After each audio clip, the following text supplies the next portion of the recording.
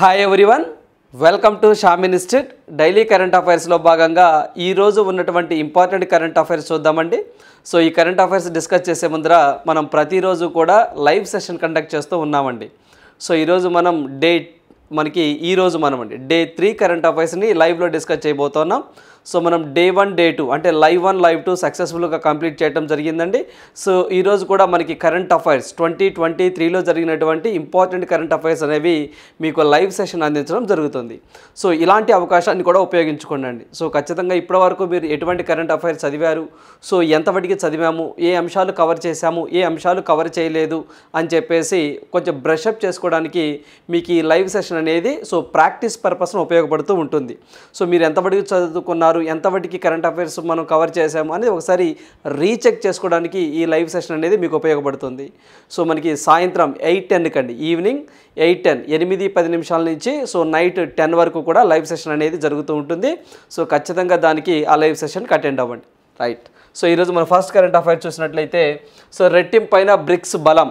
So bricks మరోసారి వార్తల్లోకి వచ్చిందండి. సో మనం గతంలో చదువుకున్నామండి. సో బ్రిక్స్లో ఒక 6 సభ్య దేశాలు కొత్తగా జాయిన్ అయిపోతున్నాయి, అంటే జాయిన్ అవ్వాలనుకుంటున్నాయి. 2024 జనవరి 1 నుంచి అవి సభ్యత్వం తీసుకోబోతున్నాయి అని చెప్పేసి మనం డిస్కస్ చేయడం జరిగింది. సో మరి ఈ సంవత్సరం అండి బ్రిక్స్ సమావేశం అనేది మనకి ఎక్కడ జరిగింది సార్ అంటే సౌత్ ఆఫ్రికాలోని జోహెనెస్బర్గ్ ప్రాంతంలోని డర్బన్ అనే ప్రాంతంలో ఈ యొక్క సమావేశం జరగడం జరిగిందండి. బ్రిక్స్ సమ్మిట్ జరగడం జరిగింది. సో ఆ సమావేశంలో ఒక 6 దేశాలు పూర్తికాల సభ్యత్వం ఇస్తున్నాము అని చెప్పేసి డిక్లేర్ చేయడం జరిగింది. సో అవి ఎప్పటి నుంచి ఫోర్స్లోకి వస్తాయన్నారు? జనవరి 1, 2024 2024 నుంచి అమల్లోకి వస్తాయన్నారు. కాకపోతే మొత్తం 6 దేశాల్లో ఒక దేశం అనేది మాకు సభ్యత్వం అవసరం లేదు, మేము బ్రిక్స్ అలయన్స్లో జాయిన్ అవ్వము అని చెప్పేసి అర్జెంటీనా వాళ్ళు చెప్పడం జరిగిందండి. ఇప్పుడు మొత్తం బ్రిక్స్లో జాయిన్ అయ్యేటువంటి సభ్య దేశాలు 5 మాత్రమే. సో అవేంటో ఒకసారి చూద్దాం. వాటితో పాటుగా బ్రిక్స్కి సంబంధించినటువంటి ఒకసారి బ్యాక్గ్రౌండ్ కూడా చూద్దామండి. సో ఇక్కడ మనం చూస్తే సో మనకి మరో 5 దేశాలు ఈ కూటమిలో జాయిన్ అవుతున్నాయి అని చెప్పేసి ప్రస్తుతం అధ్యక్షత వహిస్తున్నటువంటి రష్యా అండి. సో మనకి రష్యా అంటే ఈ సంవత్సరం బ్రిక్స్ సమావేశం అండి. సో ఎక్కడ జరగబోతుంది సార్ అంటే రష్యాలో జరగబోతుందండి. సో రాజకీయ, భద్రత, ఆర్థిక, వాణిజ్య, సాంస్కృతిక అంటే మనకి so political, security, financial and వాణిజ్యం అంటే trade, so cultural, so humanity, so వివిధ రంగాల్లో బ్రిక్స్ కలిసి పనిచేస్తూ ఉంటుంది. అంటే ఆయా దేశాల మధ్య ఇది ఏవైతే ఇలాంటివి రాజకీయంగా, ఎకనామికల్గా, పొలిటికల్గా, కల్చరల్గా సో ఒకరికొకరు సహకారం చేసుకుందాం అనే ఉద్దేశంతో ఈ బ్రిక్స్ అనేది ఏర్పడటం జరిగింది. సో దీనికి సంబంధించి దీని బ్యాక్గ్రౌండ్ మనం చూసినట్లయితే సో మనం ప్రీవియస్లో కూడా డిస్కస్ చేసామండి. బ్రిక్స్ అనేది అత్యంత వేగంగా అభివృద్ధి చెందుతున్న 5 అతిపెద్ద ఆర్థిక వ్యవస్థల కూటమిని, బ్రిక్ అనే పదాన్ని కాయిన్ చేసిన వ్యక్తి జిమ్ వో నీల్ అని. సో ఇతను ఒక బ్రిటిష్ ఆర్థికవేత్త అని.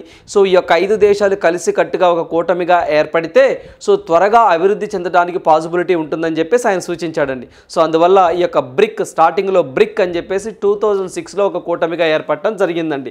So BRIC, not BRICS and BRIC అని చెప్పేసి 2006లో బ్రిక్ అని ఏర్పడటం జరిగింది. సో ఆ తర్వాత మనకి ఈ బ్రిక్ కాస్త బ్రిక్స్ ఎప్పుడైంది సార్ అంటే ఈ బ్రిక్ కాస్త బ్రిక్స్ అనేది 2010లో అయిందండి. ఎందుకు సార్ అంటే 2010లో సౌత్ ఆఫ్రికా ఈ బ్రిక్ అలియన్స్లోకి జాయిన్ అవడం వల్ల బ్రిక్ కాస్త బ్రిక్స్గా మారింది. ఈ యొక్క బ్రిక్ సమావేశం మొట్టమొదటి సమావేశం 2009లో రష్యాలోని ఎకటెరిన్బర్గ్ అనే ప్రాంతంలో జరిగింది. సో అయితే ఈ యొక్క బ్రిక్స్ యొక్క సో మనకి హెడ్ క్వార్టర్ సో ఎక్కడ ఉంటుంది సార్ అంటే మనకి షాంఘై చైనాలో ఉంటుందండి. షాంఘై చైనాలో ఉంటుంది. సో మరి ఈ యొక్క బ్రిక్స్ సమావేశం అనేది 2023 అంటే ఈ సంవత్సరం ఎక్కడ జరిగింది సార్ అంటే మనకి సౌత్ ఆఫ్రికాలోనే జరగడం జరిగిందండి. సో ఆ యొక్క సమావేశానికి సో మనకి ఎవరైతే రష్యన్ అధ్యక్షుడు వ్లాదిమిర్ పుతిన్ అటెండ్ అవ్వలేకపోయారు. ఈ యొక్క ఏదైతే బ్రిక్స్ సమావేశంలోనే సౌత్ ఆఫ్రికా యొక్క హైయెస్ట్ సివిలియన్ హానర్ అని చెప్పేసి అంటామండి. సో దానిని సౌత్ ఆఫ్రికా ప్రెసిడెంట్ అండి సో మనకి రామఫోసా గారు ఇవ్వటం జరిగిందని చెప్పేసి కూడా మనం డిస్కస్ చేయడం జరిగింది. అయితే ఈ యొక్క బ్రిక్స్ సమావేశంలోనే సో నరేంద్ర మోదీ గారు అండి సో ఈ యొక్క నరేంద్ర మోదీ గారు ఈ బ్రిక్స్ సమావేశంలో సో ఉగ్రవాదం గురించి కానివ్వండి, ఓవరాల్గా ఏదైతే మనకి one road one belt initiative కానివ్వండి, వీటన్నిటిని కూడా సో తిరస్కరించడం జరిగిందండి. సో ఇవి కరెక్ట్ అయిన పనులు కాదు అని చెప్పేసి అంటే ఈ యొక్క వన్ రోడ్ వన్ బెల్ట్ ఇనిషియేటివ్ని మేము వ్యతిరేకిస్తున్నామని చెప్పేసి కూడా నరేంద్ర మోదీ గారు ఈ బ్రిక్స్ సమావేశంలో మాట్లాడటం జరిగింది.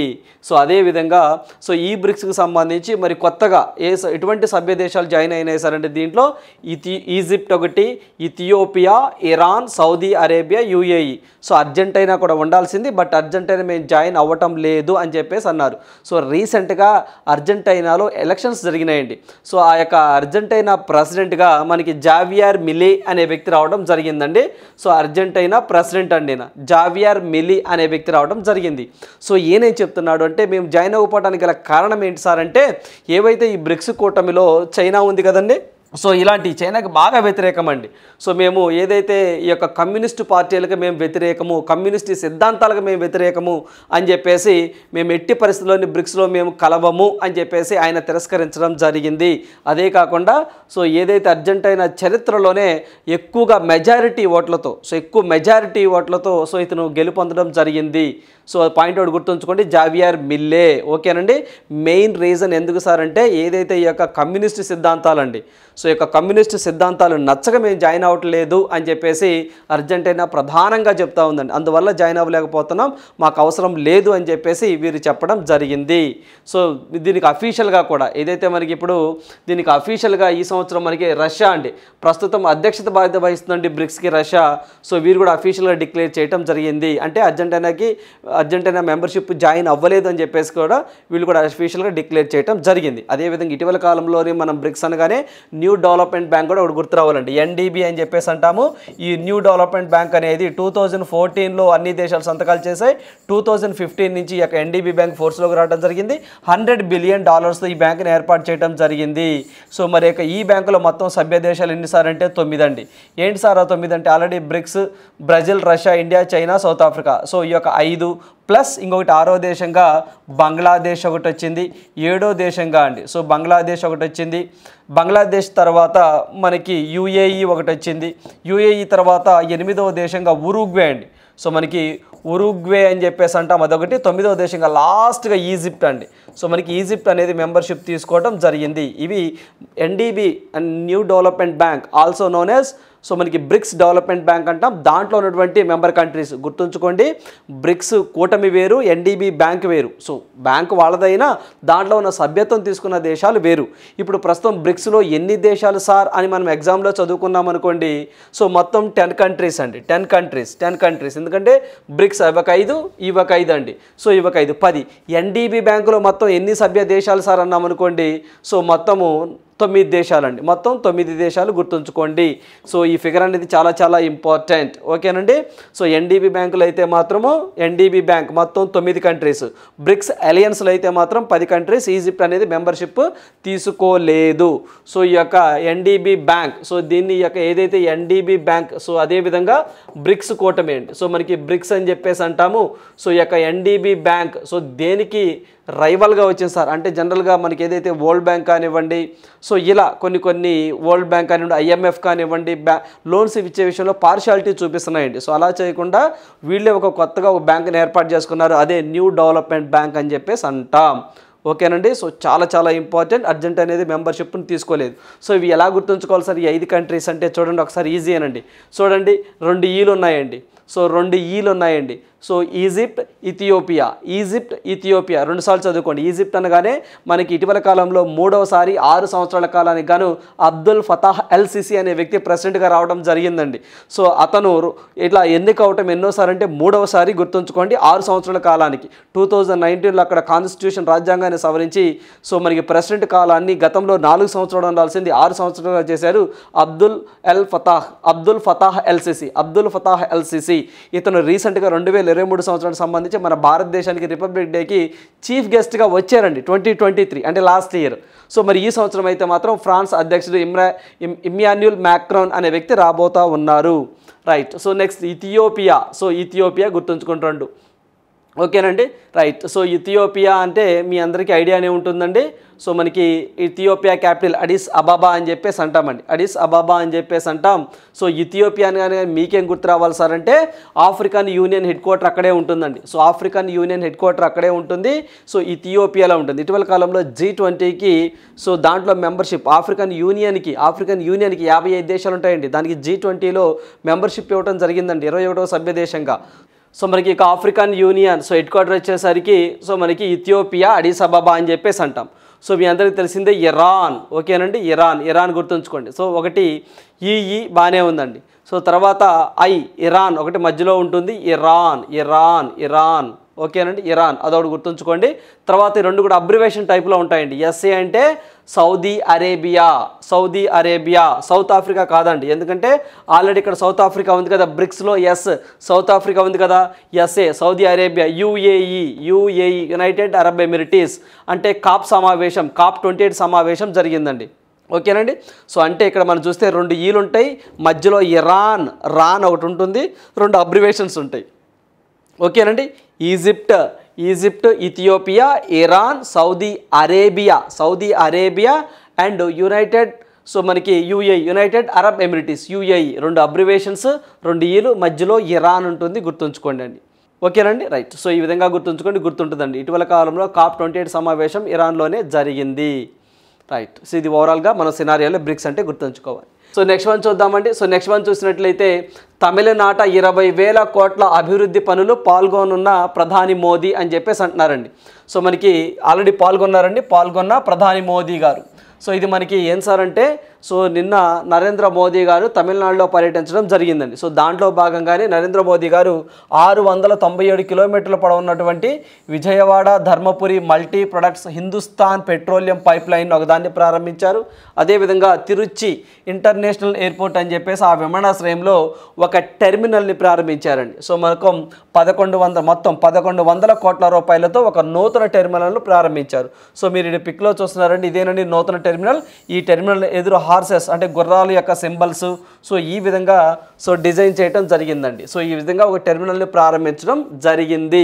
సో మీ అందరికీ తెలిసిందేనండి, 2025 కల్లా మొత్తం 220 న్యూ ఎయిర్పోర్ట్స్ని బిల్డ్ చేయాలనే ఉద్దేశంతో గవర్నమెంట్ ఆఫ్ ఇండియా టార్గెట్గా పెట్టుకుంది. అందులో భాగంగానే కొత్త ఎయిర్పోర్ట్స్ అన్ని ప్రారంభిస్తూ ఉన్నారు. దాంట్లో భాగంగానే మనకి తిరుచి, సో మనకి ఇంటర్నేషనల్ ఎయిర్పోర్ట్ అని చెప్పేసి అంటామండి, స్మాలెస్ట్ ఎయిర్పోర్ట్ అని కూడా దీన్ని మనం చెప్పొచ్చు అనమాట. సో దీనికి సంబంధించి నిన్న 1100 కోట్లతో ఒక నూతన టెర్మినల్ని మోడీ గారు ప్రారంభించడం జరిగింది. అదేవిధంగా విజయవాడ ధర్మపురి, సో మనకి మల్టీ ప్రొడక్ట్ హిందుస్థాన్ పెట్రోలియం ఒక పైప్ లైన్ కూడా నరేంద్ర మోదీ గారు ప్రారంభించడం జరిగింది. మొత్తం ఇన్వెస్ట్మెంట్లు 20,000 కోట్లతో తమిళనాడుని మేము అభివృద్ధి చేస్తాము అని చెప్పేసి మోడీ గారు చెప్పడం జరిగింది. అదేవిధంగా సో మనకి తిరుచిలోనే ఉన్నట్టు so Bharathi Dasan university so 38వ స్నాతకోత్సవంలో కూడా నరేంద్ర మోదీ గారు పార్టిసిపేట్ చేసి విద్యార్థులను ఉద్దేశించి ప్రసంగించడం జరిగిందండి. సో నరేంద్ర మోదీ గారు నిన్న తమిళనాడు వచ్చి తమిళనాడులో ఉన్నటువంటి తిరుచిలో భారతీ దాసన్ యూనివర్సిటీలో విద్యార్థులను ఉద్దేశించి మాట్లాడటం జరిగిందండి. అదేవిధంగా ఆ యూనివర్సిటీ 38వ స్నాతకోత్సవంలో కూడా నరేంద్ర మోదీ గారు పార్టిసిపేట్ చేయడం జరిగింది. సో యువత అనేది భాగస్వామ్యం చాలా కీలకంగా ఉందండి. 2047 కల్లా ప్రజెంట్ భారతదేశం అనేది అభివృద్ధి చెందుతూ ఉన్న దేశం అభివృద్ధి చెందిన దేశంగా అవతరించడానికి గవర్నమెంట్ ఆఫ్ ఇండియా పెట్టుకున్న టార్గెట్ 2047. సో ఈ 2047 అభివృద్ధిలో యువత భాగస్వామ్యంగా ఉండాలి అని చెప్పేసి నరేంద్ర మోదీ గారు చెప్పడం జరిగిందండి. సో మనకి తమిళనాడులో ఇటీవల కాలంలో చనిపోయినటువంటి MS స్వామినాథన్ కానివ్వండి, అదేవిధంగా సినిమా నటుడు పొలిటికల్ పార్టీ అండి సో మనకి విజయకాంత్ గారండి సో వీళ్ళని నివాళులు అర్పించడం జరిగిందండి వీరికి నరేంద్ర మోదీ గారు. సో ఆ పాయింట్లు గుర్తుంచుకొని ఇటీవల కాలంలో తమిళనాడులో అండి సో వాళ్ళిద్దరు తమిళనాడు స్టేట్కి సంబంధించిన వ్యక్తులు అండి. సో విజయకాంత్ గారని సినిమా యాక్టర్ కూడాను సో ఆయన చనిపోవడం జరిగింది. MS స్వామినాథన్ సో మనకి father of green revolution India అని చెప్పేసి అంటే అతను కూడా చనిపోవడం జరిగింది. సో వాళ్ళని కూడా స్మరించుకోవడం జరిగిందండి. సో ఈ యొక్క సమావేశంలో భాగంగా గుర్తుంచుకోండి. సో అదేవిధంగా ఇక్కడ మనకి నూతన అంతర్జాతీయ విమానాశ్రయానికి సంబంధించిన నూతన టెర్మినల్ అండి ఇటీవల కాలంలో కెంపెగౌడ ఇంటర్నేషనల్ ఎయిర్పోర్ట్ అని చెప్పేసి ప్రారంభించారండి. అది కమలం ఆకృతిలో దాన్ని నిర్మించడం జరిగింది. సో అదేవిధంగా మనకి ఏదైతే చెన్నై ఇంటర్నేషనల్ ఎయిర్పోర్ట్లో అన్నా టెర్మినల్ అని చెప్పేసి ఒక టెర్మినల్ని ప్రారంభించారండి. దాన్ని నాట్య భంగిమలో దాన్ని తీర్చిదిద్దడం జరిగింది, రైట్. సో నెక్స్ట్ వన్ చూద్దామండి. సో నెక్స్ట్ వన్ చూసినట్లయితే హైదరాబాద్ ఎయిర్పోర్ట్ వార్తల్లోకి వచ్చిందండి. ఏంటి సార్ అంటే అది సమయ పాలనతో అంతర్జాతీయంగా 2వ స్థానం అని చెప్పేసి అన్నాడు. అంటే పంక్చువాలిటీ అంటే సమయ పాలన. సో మొత్తం ఏదైతే మనకి ఆ యొక్క ఎయిర్పోర్ట్లో అన్నీ కూడా ఇన్ టైంలో జరుగుతూ ఉంటాయండి. సో అలా ఫస్ట్ ఏముంది సార్ అంటే ఫస్ట్ అమెరికాకి సంబంధించినటువంటి విమానాశ్రయం ఉందండి. సో ఆ తర్వాత సెకండ్ ప్లేస్ థర్డ్ ప్లేస్ అనేవి సో ఒకటి హైదరాబాదు, 2 బెంగళూరు, ఈ 2 కూడా మన దేశం నుంచి లిస్ట్ అయినటువంటి ఎయిర్పోర్ట్స్. సో ఏంటి సార్ అంటే ఇది ఒక విమానయాన విశ్లేషణ సంస్థ అండి. సో మనకి సిరియం నివేదిక అంటామండి. సో ఈ యొక్క సిరియం నివేదిక ప్రకారము ఆన్ టైం పర్ఫార్మెన్స్ అని చెప్పేసి అంటామండి. సో మనకి ఓటీపీ అంటే ఆన్ టైం పర్ఫార్మెన్స్ అంటే సమయపాలన అనేది కరెక్ట్గా ఉంటుందట ఈ యొక్క అంతర్జాతీయ విమానాశ్రయాల్లో. 10 విమానాశ్రయాల్లో హైదరాబాద్, బెంగళూరు వరుసగా 2-3 స్థానాల్లో ఉన్నాయి అని చెప్పి చెప్తున్నారు. టాప్ 10లో హైదరాబాద్ సెకండ్ ప్లేసు, బెంగళూరు అనేది 3వ ప్లేస్లో ఉన్నాయని చెప్పి చెప్తున్నారు. సో 2023కి సంబంధించి అయితే మరి ఫస్ట్ ప్లేస్లో ఏముంది సార్ అంటే అమెరికా దేశానికి సంబంధించి Minneapolis Saint Paul international airport అని చెప్పేసి అమెరికాలో ఉంటుందండి. ఇది 84.44%, 84.44%. సో మనకి పర్సంటేజ్లో క్యాలిక్యులేట్ చేస్తారండి. 100%కి యాక్యురసీ అనేది 84.4%. ఫస్ట్ ఇదే ఉందండి. సెకండ్ ఏంటి సార్ అంటే హైదరాబాద్. సో మనకి ఇందిరాగాంధీ, మనకి రాజీవ్ గాంధీ ఇంటర్నేషనల్ ఎయిర్పోర్ట్ అని చెప్పేసి అంటామండి. సో ఇది 84.42% పర్ఫార్మెన్స్లో ఉందన్నమాట. సో అంటే అంత పర్సంటేజ్తో వాళ్ళు సమయపాలన అనేది మెయింటైన్ చేస్తూ ఉన్నారు. నెక్స్ట్ థర్డ్ వన్ వచ్చేసరికి బెంగళూరు అని చెప్పేసి అంటామండి. సో ఈ బెంగళూరు వచ్చేసరికి 84.08, అంటే కెంపెగౌడ ఇంటర్నేషనల్ ఎయిర్పోర్ట్ అని చెప్పేసి అంటామండి. సో ఇదండి, ఇది 84.08%. ఇవి టాప్ 3లో ఉన్నాయండి అకార్డింగ్ టు ద లిస్ట్ ప్రకారం. ఇంకోటి కోల్కతా అండి.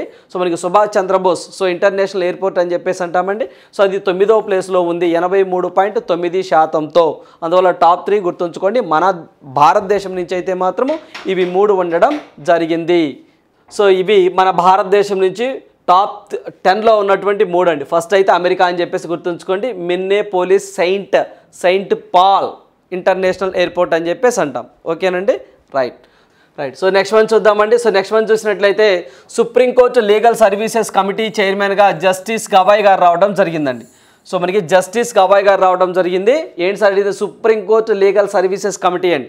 సో మన ప్రీవియస్ వీడియోలో కూడా నాల్సా, సో మనకి నేషనల్ లీగల్ సర్వీసెస్ అథారిటీ అని చెప్పేసి అంటామండి. సో అది మనకి 1955 నుంచి ఫోర్స్లోకి రావడం జరిగింది. దానికి ప్రెసిడెంట్గా supreme court chief justice of India తర్వాత అత్యంత సీనియర్ అండి. సో మనకి సంజీవ్ ఖన్నా అనే వ్యక్తి రావడం జరిగిందని చెప్పేసి మనం డిస్కస్ చేయడం జరిగిందండి.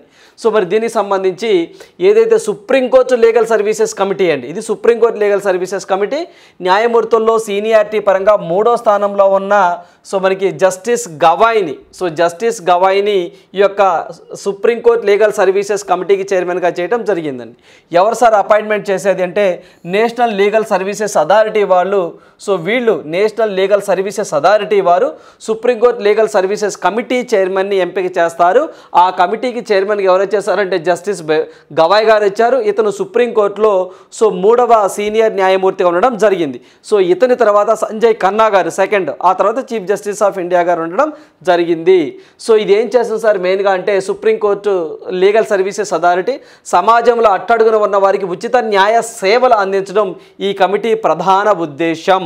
ఏంటంటే సో మనకి సుప్రీంకోర్టు లీగల్ సర్వీసెస్ కమిటీ చైర్మన్గా. సో మనం ప్రీవియస్లో డిస్కస్ చేసామంటే నాల్సా అని నేషనల్ లీగల్ సర్వీసెస్ అథారిటీ 95లో వచ్చిందని. సో గతంలో సంజయ్ కిషన్ కౌల్ ఉండేవారని, ఈ సంజయ్ కిషన్ కౌల్ ప్లేస్లోనే జస్టిస్ సంజీవ్ ఖన్నా అని చెప్పేసి సో మనకి జస్టిస్ సంజీవ్ ఖన్నా అనే వ్యక్తి వచ్చారు అని చెప్పేసి. సో ఇతను సిజై తర్వాత అంటే ప్రజెంట్ డివై చంద్రచూడ్ తర్వాత అత్యంత సీనియర్ న్యాయమూర్తిగా సుప్రీంకోర్టులో ఉన్నారండి. ఈయన సిజైగా ఎప్పటి నుంచి వస్తారు సార్ అంటే సో మనకి ఇతను ఎప్పటి నుంచి వస్తారు సార్ అంటే 2024 సో నవంబర్ 11 నుంచి ఈయన వస్తారండి. ఎందుకంటే సో ప్రస్తుతం ఉన్నటువంటి డివై చంద్రచూడ్ గారు సో 2024 నవంబర్ 10తో రిటైర్మెంట్ అవుతారండి. ఆ తర్వాత 2024 నవంబర్ 11 నుంచి సంజీవ్ ఖన్నా అనే వ్యక్తి మనకి చీఫ్ జస్టిస్ ఆఫ్ ఇండియాగా రాబోతున్నారు. అయితే ఈయన ప్రస్తుతం నాల్సాకి ఇతను సో మనకి ప్రెసిడెంట్గా ఉండడం జరిగింది. సో ఇదేం చేస్తుంది సార్ నాల్సా అంటే? ఇది కూడా అంతేనండి, పేదలకు న్యాయం చేస్తుంది. బట్ లోక్ అదాలతులను నిర్వహించడం కానివ్వండి, గ్రామీణ ప్రాంతాలలో న్యాయ సేవలను అందించడం కానివ్వండి, సో ఇవన్నీ చేస్తూ ఉంటుందన్నమాట. ఓకేనండి, దీనికి ప్యాటర్న్ ఇన్ చీఫ్గా chief justice of India monitor చేస్తూ ఉంటారు. ఓకేనండి, ఇదేంటి సుప్రీంకోర్టుకు వచ్చేటువంటి వ్యక్తులకండి. అంటే చాలామంది సుప్రీంకోర్టులో న్యాయం పొందడం అంటే చాలా ఖరీదైందని చెప్పేసి సో అవి మనము దానికి అంత దూరం వెళ్ళలేమని చెప్పేసి చాలామందిలో ఒక అపోహ ఉందండి. సో ఆ అపోహను తొలగించడానికి సో న్యాయం అనేది మీ ముంగిటనే ఉంటుందని తెలియచేయడం కోసం so supreme court legal services committee చైర్మన్గా జస్టిస్ గవాయ్ గారు ఉండడం జరిగింది, గుర్తుంచుకోండి. ఓకేనండి. సో మనకి supreme court legal services authority committee chairman అనగానే మీరు గవాయ్ గారు గుర్తుంచుకోవాలి. నాల్సా అనగానే మనకి సంజీవ్ ఖన్నా గారు గుర్తుంచుకోవాలి. ఓకేనండి. రైట్. రీసెంట్గా మనకి 370 ఆర్టికల్ 370 రద్దు చేశారు కదా జమ్మూ అండ్ కాశ్మీర్లో. దానికి సంబంధించిన రాజ్యాంగ ధర్మాసనంలో కూడా సో మనకి ఇతను ఒక వ్యక్తిగా ఉండడం జరిగిందండి. జస్టిస్ గవాయ్ గారు ఉండడం జరిగింది. గతంలో మనకి జస్టిస్ గవాయ్ గారు అండి. సో మనకి డిమానిటైజేషన్లో కూడా ఈయన వన్ ఆఫ్ ద మెంబర్స్గా ఉండడం జరిగింది. రైట్. సో నెక్స్ట్ వన్ చూద్దాం. సో నెక్స్ట్ వన్ చూసినట్లయితే 6% కంటే తక్కువ ఎన్పిఏలు ఉన్న బ్యాంకులే డివిడెంట్ ప్రకటించాలి అని చెప్పేసి ఆర్బీఐ ఒక ప్రతిపాదన అయితే చేయడం జరిగిందండి. సో ఏంటి సార్ అసలు ఫస్ట్ ఇక్కడ మనకి 2 టర్మ్స్ విన్నామండి. ఒకటి డివిడెంట్, ఇంకోటి వచ్చేసరికి ఎన్పిఏ. ఈ 2 పదాలు అసలు టర్మేసో మీనింగ్ మనకు ఫస్ట్ తెలియాలండి. సో అది తెలిస్తే వాట్ ఈజ్ వాట్ అని చెప్పేసి మనకు అర్థమవుతుంది. ఫస్ట్ మనము డివిడెంట్ అని చెప్పేసి అంటామండి. డివిడెంట్ ఏంటి సార్? డివిడెంట్ అంటే సో ఏదైనా ఒక కంపెనీలో వచ్చినటువంటి ప్రాఫిట్స్ అండి, లాభాలు ఏవైతే ఉంటాయో ఆ లాభాలు ఎక్కువగా వచ్చినప్పుడు సో వాళ్ళు పెట్టినటువంటి ఇన్వెస్ట్మెంట్ అండి, వాళ్ళ ఇన్వెస్ట్మెంట్ అంటే ఫర్ ఎగ్జాంపుల్ ఒక కంపెనీలో ఒక 10 మంది ఇన్వెస్ట్మెంట్ చేశారండి, లేదా ఒక 5గురు ఇన్వెస్ట్మెంట్ చేశారండి. ఆ కంపెనీకి ప్రాఫిట్స్ వచ్చాయండి, చాలా హ్యూజ్గా వచ్చాయండి. 100 రూపాయలు అనుకుంటే 200 రూపాయలు వచ్చాయండి. సో అప్పుడు ఒక్కొక్క వ్యక్తి 200 వచ్చాయండి. ఒక్కొక్క వ్యక్తి ఎంత అయితే ఇన్వెస్ట్మెంట్ చేస్తాడో అతనికి ఇన్వెస్ట్మెంట్ చేసినందుకు ప్రాఫిట్ వస్తుందిగా ఆ ప్రాఫిట్ ఇస్తారండి. అదే కాకుండా అడిషనల్గా ఎక్కువ ప్రాఫిట్స్ వచ్చినాయి కదా, 100 రూపాయలు రావాల్సింది 200 వచ్చాయి కదా, ఆ 100 రూపాయలు ఈ యొక్క ఏదైతే మనకి ఇన్వెస్ట్మెంట్ చేశారో అవి ఇచ్చేస్తారండి. తర్వాత రిమైనింగ్ 100 రూపీస్ ఉన్నాయి కదా, అంటే ఎక్కువగా వచ్చినాయి కదా, వాటిని డివిడెండ్స్ రూపంలో పంచుతారండి ఆ ఇన్వెస్ట్మెంట్ చేసిన వాళ్ళకి. ఓకేనండి. అంటే ప్రాఫిట్స్ మీద ఇచ్చేటువంటి బెనిఫిట్ ఏదైతే ఉంటుందో దాన్ని డివిడెంట్ అంటాం. ఎక్కువగా మనము ప్రైవేట్ కంపెనీల్లో చూస్తూ ఉంటామండి. విప్రో, ఇన్ఫోసిస్, సో ఇలా పెద్ద పెద్ద మల్టీనేషనల్ కంపెనీల్లో డివిడెండ్స్ని ఇచ్చేస్తూ ఉంటారనమాట.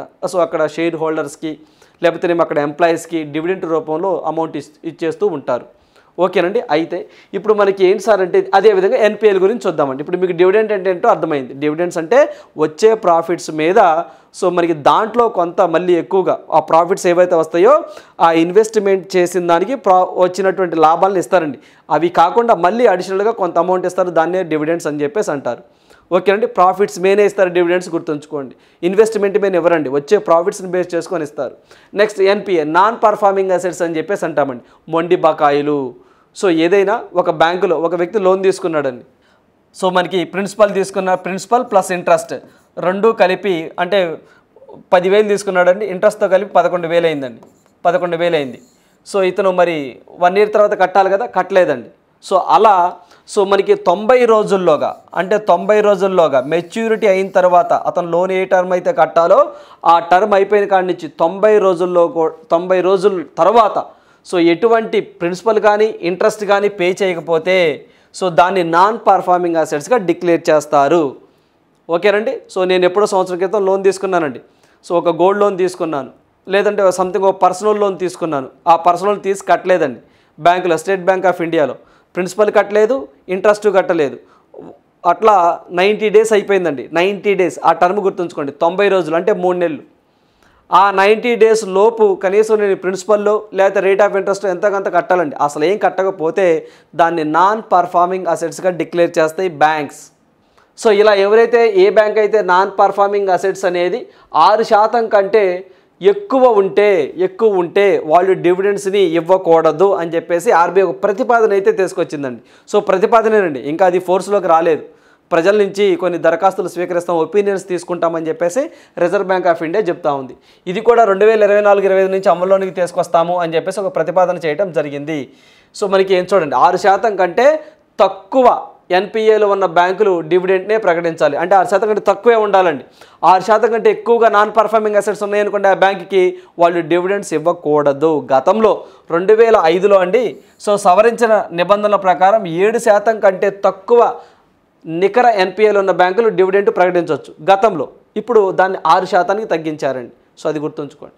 అదేవిధంగా సో ఇక్కడ మనం చూస్తే సో డివిడెండ్స్ని ప్రకటించాలి అంటే ఏం చేయాలి సార్ అంటే కమర్షియల్ బ్యాంక్స్ అనేవి క్యాపిటల్ అడాక్విషీ అనేది 11.5% ఉండాలి. ఓకేనండి. మూలధనాన్ని కలిగి ఉండడం అండి. సో మనకి మూలధనాన్ని కలిగి ఉండాలి అంటే మనకి క్యాపిటల్ అడాక్విషీని 11.5% కలిగి ఉండాలి.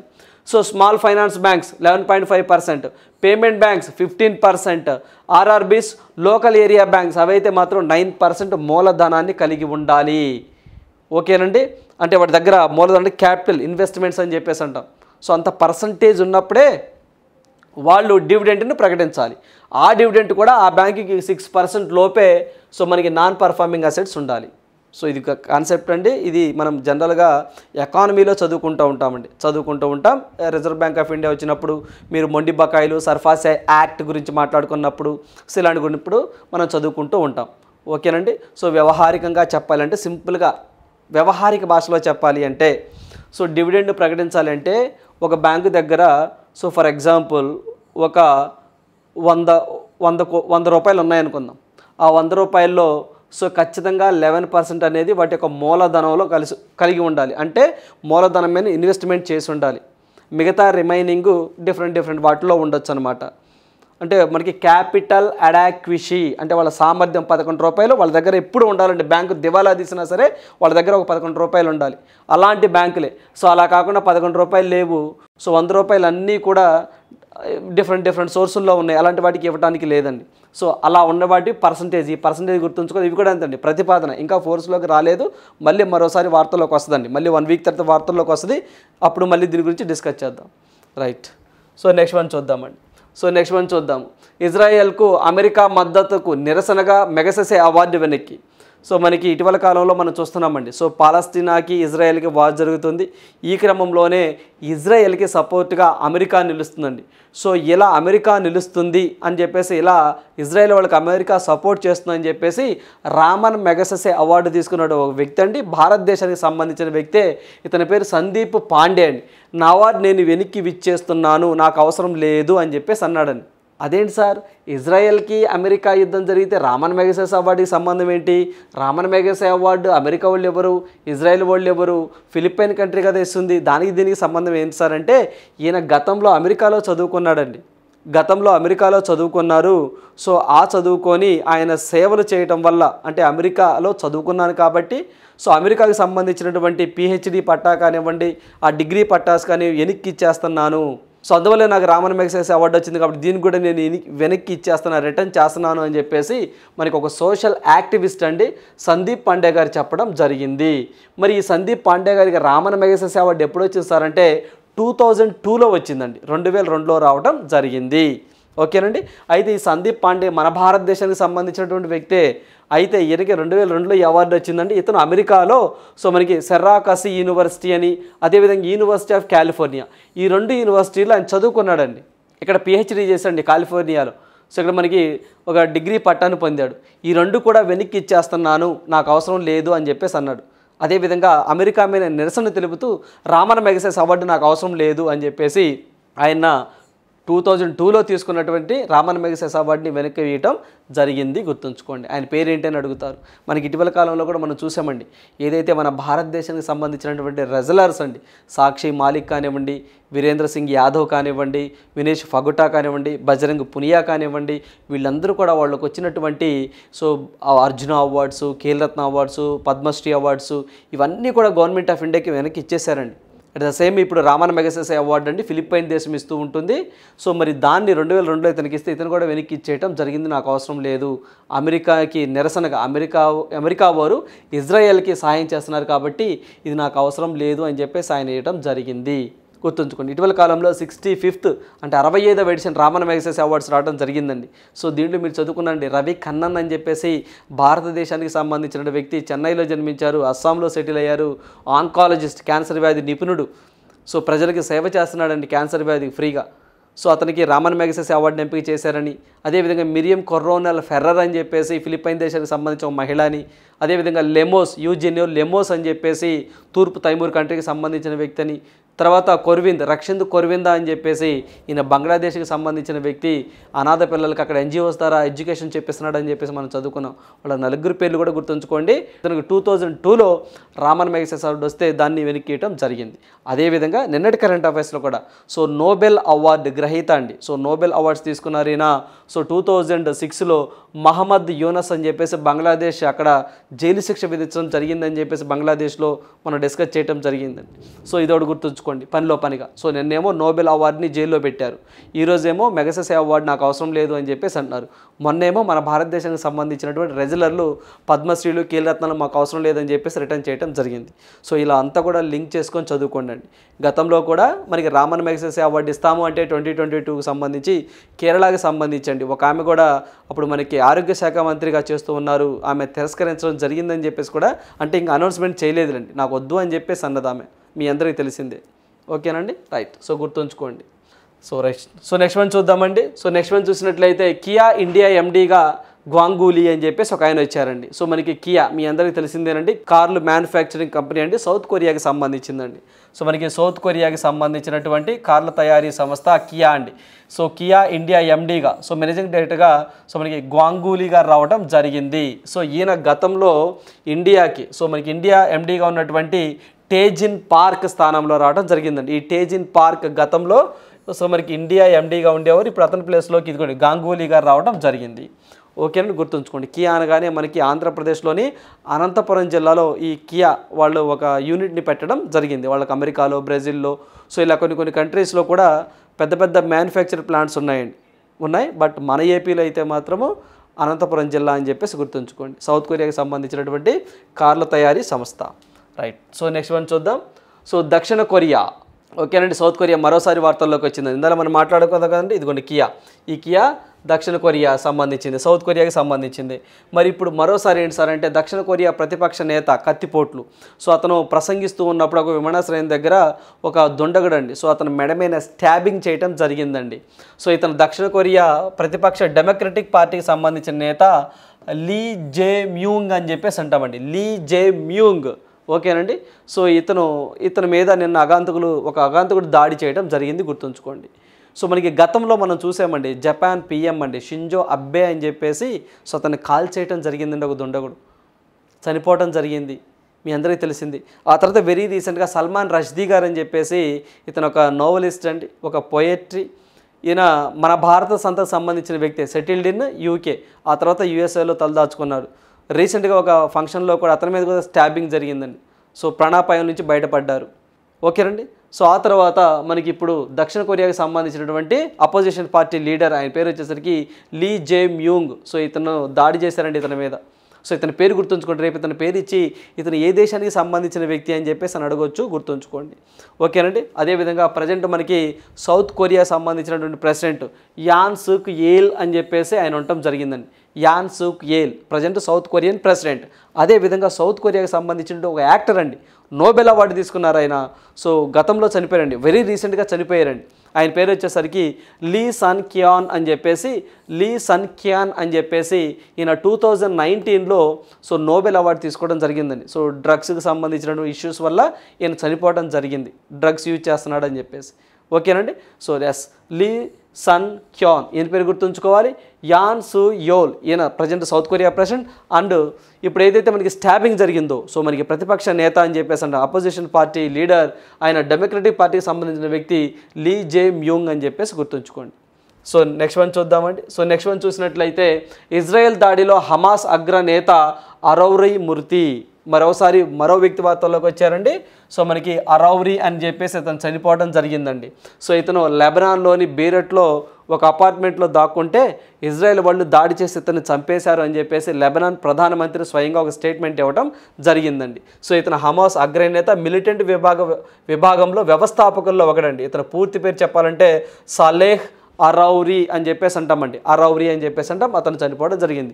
మనకి రేపు ఎగ్జామ్లో సలహ్ అరౌరీ చనిపోయారు కదా, సో అతను దేనికి రిలేటెడ్ అని చెప్పేసి అంటాడండి, హమాస్, సో పాలస్తీన్ అని చెప్పేసి గుర్తుంచుకోండి. అదేవిధంగా ఇటీవల కాలంలో 2 డేస్ క్రితం కూడా మనం డిస్కస్ చేసామండి. ఏమని సార్ అంటే అయితే మనకు గోల్డీ అని చెప్పేసి సతిందర్ జీల్ అని చెప్పేసి, సో ఇతను కెనడాకి సంబంధించినటువంటి ఒక సిక్కు నాయకుడని, సో ఇతన్ని ఉగ్రవాదిగా నిన్న మనకు హోమ్ మినిస్ట్రీ వాళ్ళు గుర్తించారని చెప్పేసి నిన్నటి కరెంట్ అఫైర్స్లో డిస్కస్ చేశామండి. సో ఇతను వేర్పాటువాదం అని చెప్పేసి ఇక్కడ మన ఏ దేశంలో పంజాబ్, సో ఇక్కడ వేర్పాటువాదానికి చూస్తున్నాడు అని చెప్పేసి కెనడా కేంద్రంగా సో సిక్కులకు సంబంధించినటువంటి ఉగ్ర కార్యకలాపాలకు పాల్పడుతున్నారు అని చెప్పేసి మనం డిస్కస్ చేయడం జరిగిందండి. సో మనకి సత్యేందర్ జిల్ సింగ్ అని చెప్పేసి అంటాం. అదేవిధంగా మనకి తెహ్రీక్ ఏ హురియత్ అని చెప్పేసి ఒక సంస్థ, ఇది జమ్మూ అండ్ కాశ్మీర్కి సంబంధించిందండి. అక్కడ ఇస్లాం మతాన్ని ఏర్పాటు చేయాలని, ఇది ఏర్పాటువాదాన్ని బాగా ప్రోత్సహిస్తుందని, సో దీన్ని కూడా మనకి ఏదైతే ఉగ్రవాద సంస్థగా మేము గుర్తించామని చెప్పేసి రాజ్నాథ్ సింగ్ గారు చెప్పడం జరిగింది. హోమ్ మినిస్ట్రీ అండి, ఎవరైతే అమిత్ షా గారు చెప్పడం జరిగిందని చెప్పేసి ఈ రెండు కూడా మనం ప్రీవియస్ కరెంట్ అఫైర్స్లో డిస్కస్ చేయడం జరిగింది, గుర్తుంచుకోండి అండి. అదేవిధంగా లెబనాన్ పీఎంగా ఆపద్ధర్మ ప్రధానమంత్రిగా ప్రజెంట్ మనకి నజీబ్ మికాథీ అనే వ్యక్తి ఉండడం జరిగింది, గుర్తుంచుకోండి. ఈయన చనిపోయింది ఎక్కడ సార్ అంటే వెరీ వెరీ ఇంపార్టెంట్, లెబనాన్లో చనిపోవడం జరిగింది. ఓకేనండి, రైట్. సో నెక్స్ట్ వన్ చూద్దాం. సో చెక్ లిస్ట్ అండి. సో ఈ చెక్ లిస్ట్ చూసినట్లయితే PMLA prevention of money laundering act ఎప్పుడు వచ్చింది సార్ అంటే 2002లో వచ్చిందండి. అంటే హవాలా ట్రాన్సాక్షన్స్లో, అంటే మనకి ఏదైతే వైట్ మనీని బ్లాక్ మనీగా మార్చి హవాలా ట్రాన్సాక్షన్ చేస్తూ ఉంటారు చూసారండి, దాన్ని నిరోధించడం కోసం ఒక యాక్ట్ని తీసుకొచ్చారు. దాని పేరే prevention of money laundering act అని చెప్పేసి అంటాం, 2002లో వచ్చింది. So the maximum punishment under the PLMA is 10 years imprisonment. So మనకి ఏదైతే ఈ యొక్క PMLA కింద మ్యాక్సిమం 10 years వరకు కూడా జైలు శిక్ష విధించవచ్చు సెక్షన్ 4 ప్రకారము. ఆ యాక్ట్లో సెక్షన్ 4 ప్రకారము మ్యాక్సిమం 10 సంవత్సరాలు అని చెప్పేసి అంటున్నారు. This is also correct. So ఈ రెండు కూడా గుర్తుంచుకోండి, యాక్ట్ ఎన్ని సంవత్సరాలు. ఓకేనండి. ఎక్కువగా మనకి ఈడీ ఎన్ఫోర్స్మెంట్ డైరెక్టరీ అని చెప్పేసి అంటామండి, ఈడీ. సో వాళ్ళు ఎక్కువగా ఇలాంటి కేసులు ఇన్వాల్వ్ అవుతూ ఉంటారు, ఈడీ వారు, రైట్. సో నెక్స్ట్ వన్ చూద్దాం. క్వశ్చన్ ఫర్ యూ, ఈ ప్రశ్న మీకోసమే. So desert cyclone 2024 joint military exercise scheduled in Rajasthan is between India and which country. So మనకి రీసెంట్గా 2024 సో జాయింట్ మిలిటరీ ఎక్సర్సైజ్ అండి. సో రాజస్థాన్లో, సో ఇది 2024లో జరగబోతుందండి, షెడ్యూల్డ్ అయింది. సో ఇండియాకి అండ్ ఏ దేశానికి అని చెప్పేసి అంటున్నారు మనకి, అండ్ సో మనకి ఈజిప్ట్ అండి, ఈజిప్ట్ అని చెప్పేసి అంటాం. సో మనకి ఈజిప్ట్, సో డిజర్ట్ ఈగల్ అనేది it is a military exercise. So ఇండియాకి ఈజిప్ట్కి మధ్య జరుగుతుంది ఈ యొక్క ఎక్సర్సైజ్, రైట్. సో ఇవన్నీ ఈరోజు ఉన్నటువంటి important questions, so important current affairs. So ప్రతి ఒక్క అభ్యర్థి కూడా మనం ప్రతిసారి డిస్కస్ చేస్తూనే ఉంటామండి. ప్రతిరోజు కరెంట్ అఫైర్స్ 1 hour కేటాయించండి.